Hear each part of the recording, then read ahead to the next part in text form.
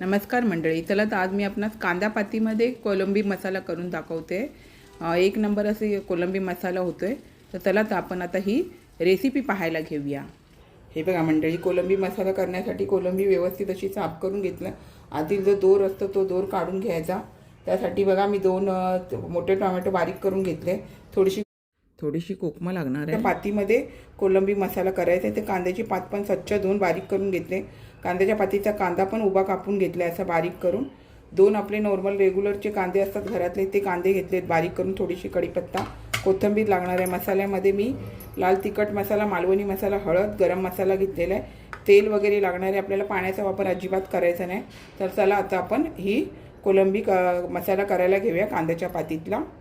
हे बघा, आता आपल्याला पहिलं ह्याला मीठ वगैरे थोडंसं लावून घ्यायचं। आणि मी कोकम घालणार आहे त्याच्यामुळे लिंबाचा रस घालत नाही आहे।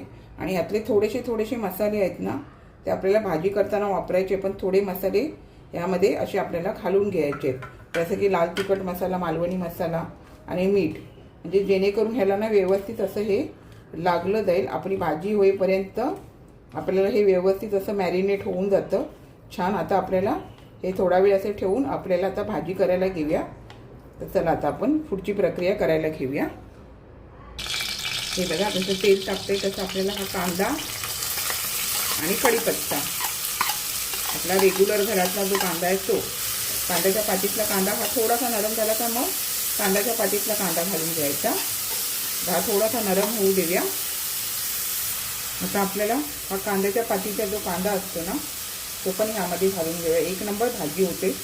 तुम्ही अशा कांद्याच्या पातीमध्ये आपली कोलंबी घालून बघा, मस्त होते। हे बघा, आता आपल्याला यामध्ये छान असा नरम होऊ द्यायचा। हा नरम झाला का मग आपल्याला टोमॅटो घालून घ्यायचा। आणि जो कांदीचा पात आहे, पातची, ती आपल्याला नंतर घालायची, आधी नाही घालायची। आता हा चांगला नरम होऊ देऊया, होणार तो नरम व्यवस्थित। आता टोमॅटो घातल्यावरच मी यामध्ये थोडंसं मीठ घालणार, कारण कोलंबीला आपण मीठ लावलेलं आहे थोडंसं। मग थोडंसं आपल्याला चवीपुरतं मीठ घालून घ्यायचं आहे, नाही तर खारट होऊन जाईल। हा थोडा नरम होऊ देऊया। आता आपल्याला थोडीशी कोथिंबीर यामध्ये, ती पण असं फोडणीला घालून घेऊया, छान चव येते। आणि आपल्याला परतून घ्यायची आहे। आता आपल्याला टोमॅटो घालून घ्यायचा आहे।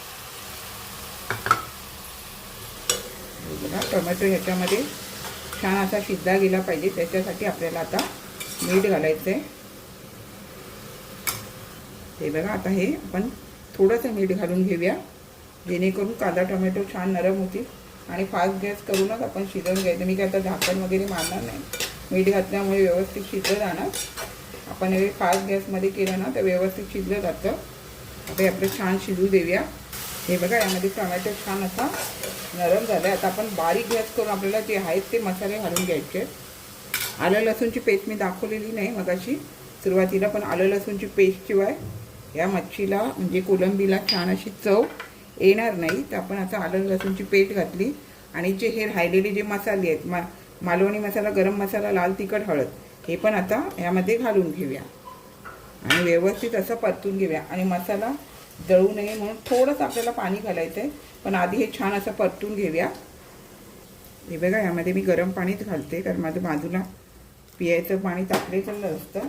आपण पण वातावरणाचा बदल होतो, त्यामुळे गरम पाणीच पिया। एकदम कडकडीत असं नाही, थोडंसं कोमट करून प्यायला तरी चालेल। आता यामध्ये मी हे पाणी घालून घेतले, जेणेकरून मसाले वगैरे असे छान शिजले जातील। हे बघा, मस्त असं तेल सुटेपर्यंत हे भाजले गेले। आता आपण थोडा गॅस बारीक करूया आणि यामध्ये कोलंबी घालूया। तुम्ही म्हणाल कांद्याची पात कधी घालणार, तर नंतर घालणार, कारण मी अशी भाजी केलेली, माझ्या नातेवाईकाला एकाला आवडलेली, त्याला परत सांगते की बघा, अशाच पद्धतीमध्ये मी तेव्हा केलेली तीच अशी रेसिपी आहे। खूप छान होते अशा पद्धतीमध्ये, आपण नक्की करा।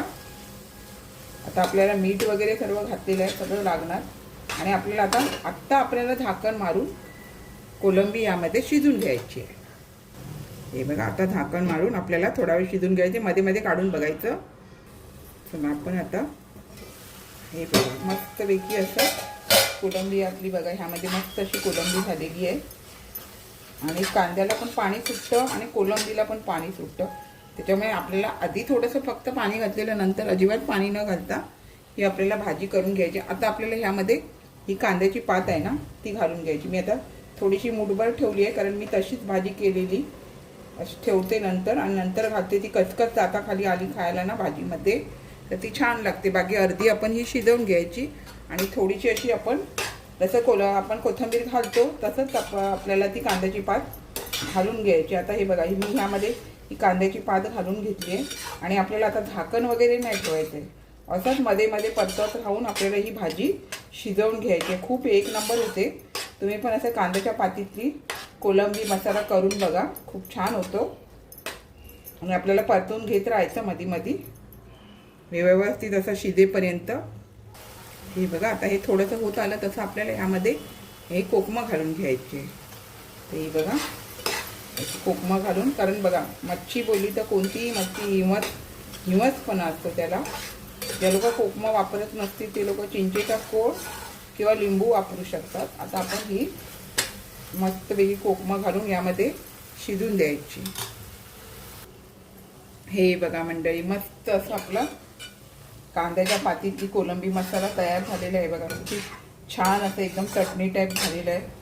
आणि तुम्ही चपाती भाकरीबरोबर कशाबरोबर खाल्लं तरी चालतं. अशा प्रकारे एकदा करून बघा कांद्याच्या पातीतलं. आता गॅस बंद करून घेऊया. गॅस बंद केल्याच्या नंतर आपल्याला यामध्ये कोथिंबीर घालून घ्यायची आहे आणि ही मी जी ठेवलेली कांद्याची पात आहे ती घालून घ्यायची आहे. कारण ही तुम्हाला नंतर दाताखाली कचकच कचकच खायला आली की खूप छान लागते. तशा प्रकारे नक्की करून बघा.